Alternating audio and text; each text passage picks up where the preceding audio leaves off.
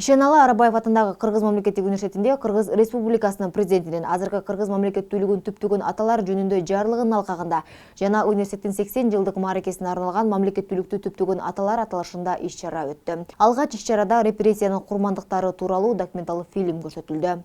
Баш сөөгү менен гана саналып 137 адам сөөгү чыкты.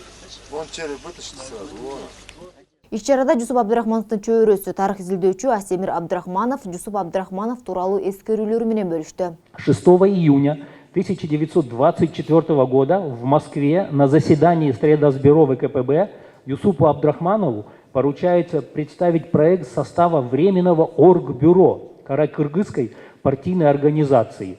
И в этот же день Абдрахманов принимает решение обратиться за поддержкой вхождения проектируемой Каракыргызской автономной области в состав РСФСР к секретарю ЦК РКПБ Иосифу Сталину.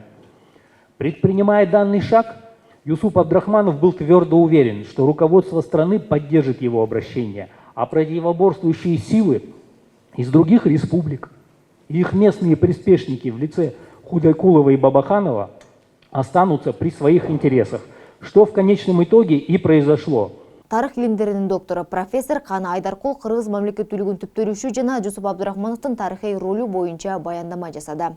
И вот воодушевленной уникальной эволюцией национального возрождения, вот в дневниках мы видим, он фактически пытался запечатлеть каждое мгновение, каждое вот событие и каждый день на бумаге, что показывает, как он к этому относился. И вот, рискуя своей жизнью, он заложил основы нашей сегодняшней независимости. Иш-чаранын соңунда студенттер Жусуп Абдрахмановдун күндөлүгүнөн үзүндүлөрдү көркөм окушту. Анын ордун көрсөтүп коюуга жана менин иштериме кийлигишпе дешке туура келди. Бул номер биринчи кагылышуу болду. Тагдырдын жазмышы менен тарыхый зор окуянын көөсү болуп калдым.